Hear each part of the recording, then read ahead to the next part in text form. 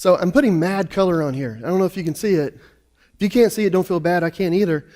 But hello, fellow patient people. If you're anything like me, you've spent exactly one night staring at the ceiling in bed, wondering how blind people see the world, or even better, if a blind person could ever paint. Not only have I found numerous completely blind artists, I have also interviewed the only born blind painter in the entire world. But before that, let's talk about...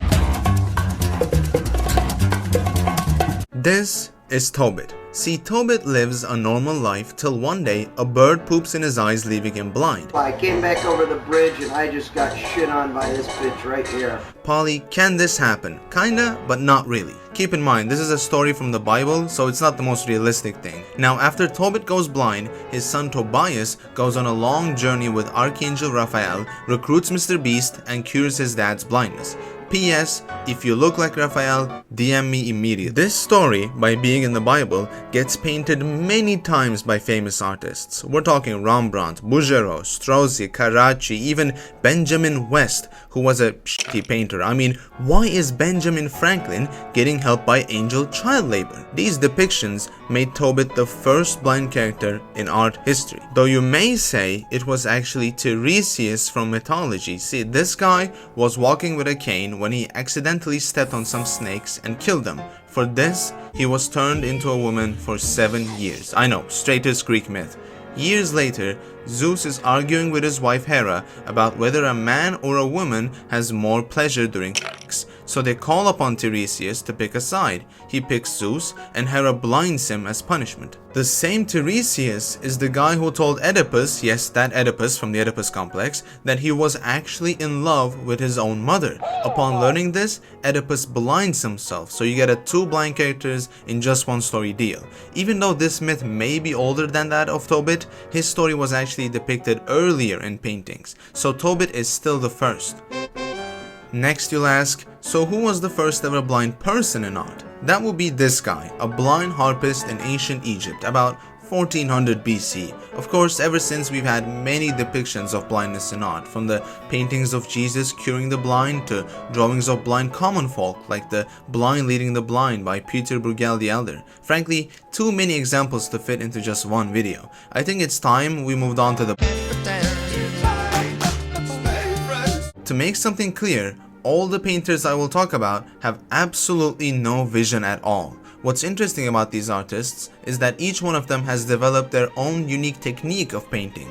Of course, we have to start with John Bramblett, the blind painter according to TEDx, and he might as well be, since if you look up blind artists, this is the guy that's going to show up. He uses paper that raises up when you push hard on it, a common material for blind artists, and his special technique is that he uses different textured paints to mix colors. So he may use a very thick yellow and a very liquidy blue, and he knows exactly when to stop mixing them together to get the green he wants just by feeling the texture. Bramblett, as with pretty much all blind artists except one, was born with eyesight. He actually had vision up until his 30s. Now his art style, I will admit, is not to my liking. Sorta looks like the photos a grandma would post on Facebook. You can kinda tell he gets a photo, raises its sharpness, and somehow imprints it to get certain lines raised, leading to a lot of strange contrast. Finally, we have the artist behind celebrity number 6. There's also Arthur Ellis, a professional artist who, after going blind, just said fuck it and drew whatever he wanted.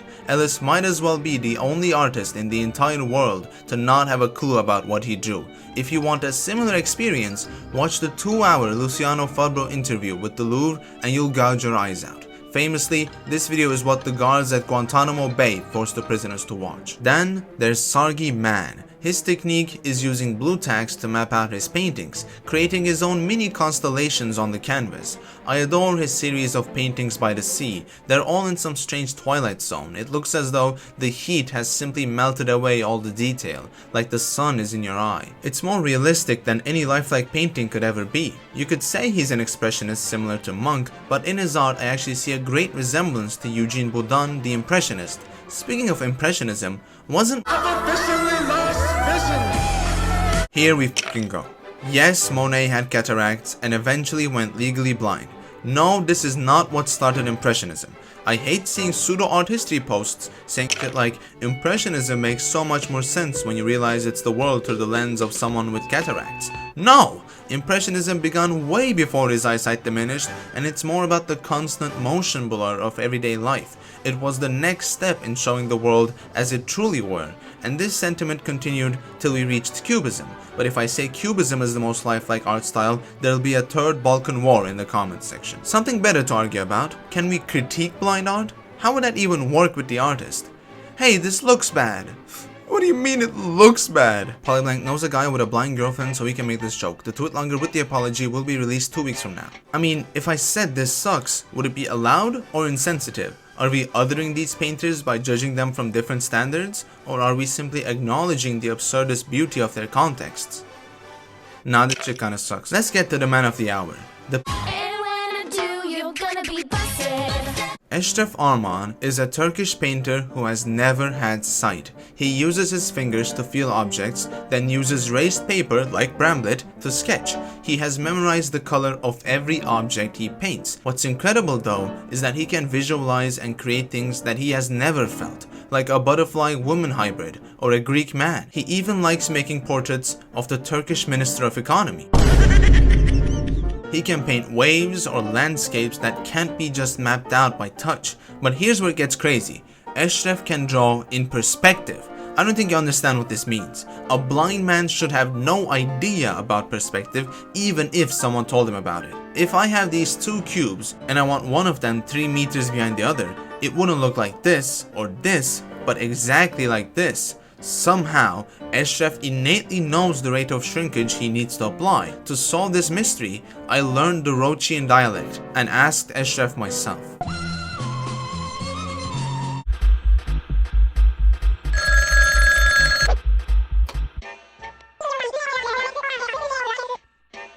Orantısız resimler oluyordu ilk zaman. Marmara Üniversitesi'ne gittik. Plastik sanatlar kısmında bir kapıyı açtık, bir yere tıkladık, girdik. Orada talebelere ders veriyordu. Öğretmen bana sordu. Niçin geldin dedi. Dedim ki hocam perspektif öğrenmek için geldim. Allah Allah dedi. Beni çağırdı yanına. Oturttu. Çocuklar çekildiler böyle. Bir tane rengin tersini çizdi. Yani anladın sen, çadır gibi bir şey. Perspektif bu dedi. Hocam bu nasıl perspektif oluyor? Bu dedi bir yol dedi. Hocam dedim.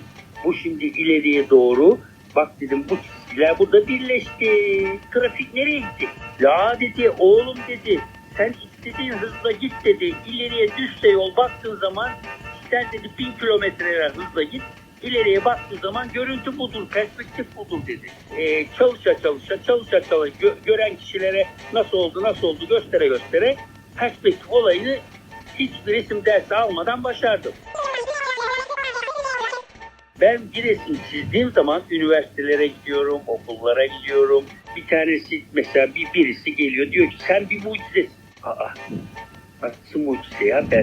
Ben mucize değilim. Nasıl mucize? Mucize demek hiç eline kalem almamış, eline kalemi verirsin. Hemen eline kalemi alır almaz bir manzara çizer. İşte o mucizedir. Ben 60 sene uğraştım. Emek verdim. Kağıtlar, tonlarca, boyalar. Neler harcadım. Bu dereceye gelebilmek için bir uğraş verdim. Also, I want to mention that Eşref has had his brain scanned by Harvard, has appeared on numerous documentaries, has had over 50 exhibitions, and yet he has no website or digital gallery. Though he did get a book published in 2007 that was never sold officially, which holds a collection of his works. Let's say, hypothetically, I somehow got this book and illegally scanned it and put it in the description of this vid. That would be kinda messed up. So of course I didn't. Don't check the description for an HD catalog of his works. When I asked Eşref about his lack of an online website or gallery, he said that the upkeep was simply too costly. Here's 2 pieces of information to make you very angry. 1. Eşref is the only born blind painter in all art history. 2.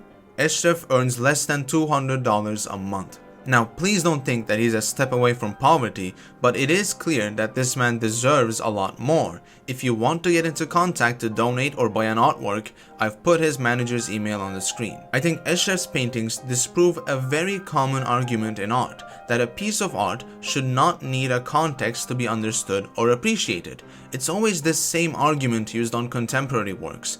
I shouldn't need to know the story to like an artwork. I ask of you, would you have the same deep appreciation for Eshref's work if you didn't know that he was born blind? Clearly, context matters a lot in understanding the true beauty in a work and not just liking it on a superficial level as eye candy. The most common example for this that I see is people talking about how the starry night is the view from an asylum window.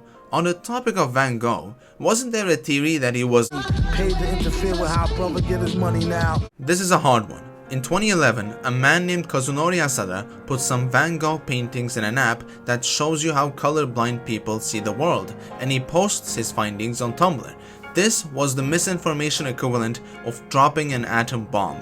We get dozens of articles, so many posts by fun art facts accounts. Suddenly, in one night, Van Gogh is colorblind. The claim is this: Van Gogh had protanopia, the red-green color blindness, since he doesn't have much red in his works. Let me be a nerd for a minute. Van Gogh used what we call lake pigments. This is a type of organic paint. Now, red lakes were very famous in art because if you use them to glaze, you'd get a beautiful, deep, rich red. This was done by many painters. However, lake pigments are fugitive. That means they fade away when exposed to too much light. So yes, the reds in Van Gogh's paintings did fade away over time. I know, quite sad, but he wasn't colorblind.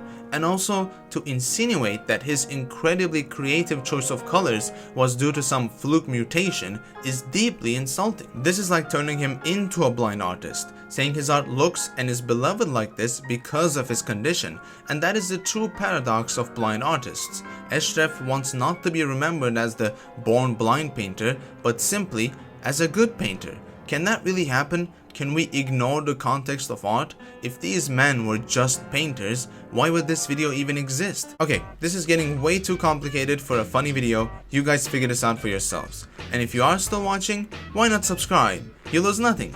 Thanks again for tuning into Polyblank, and I'll see you later.